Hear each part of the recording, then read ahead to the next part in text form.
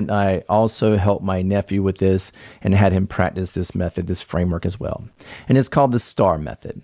And it stands for situation, task, action, results. It's a very simple framework to follow when you're in an interview, excuse me, and you want to make sure you practice, right? So you want to make sure you pull out your resume, you look through your bullet points, and you pick out at least one or two stories for each role that you had, because surely you're going to get asked about those metrics that you improved, right? That money you saved, and they're going to say, tell me that story.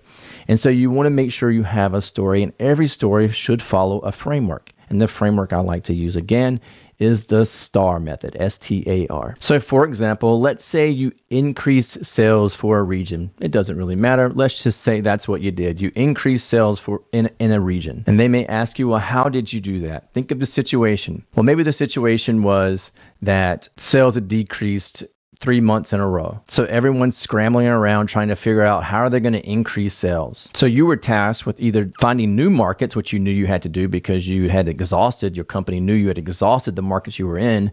So you had to find new markets or a product, right? A new product to solve some problem. The actions you took were that you went out and gathered VOC in the new markets, right? The new markets that you were tasked with researching, and you found that there was a minimal viable product that you could release rather quickly, obviously, because it's a minimal viable product.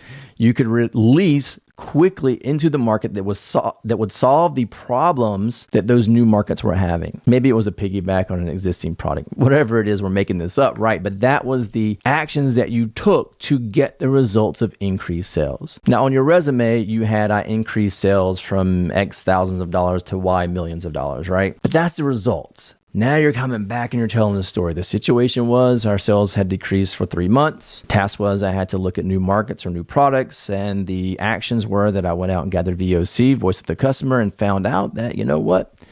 We can piggyback on an existing product line that we have and solve a low-hanging fruit problem that those new markets have, thereby increasing our sales. And there's your story that you tell when you go to the interview. All right, so always have those bullet points on your resume that are going to spark those stories for your interview. And I recommend going through and actually thinking through the STAR method and typing that up so that it's easier to tell when you get in front of an interviewer.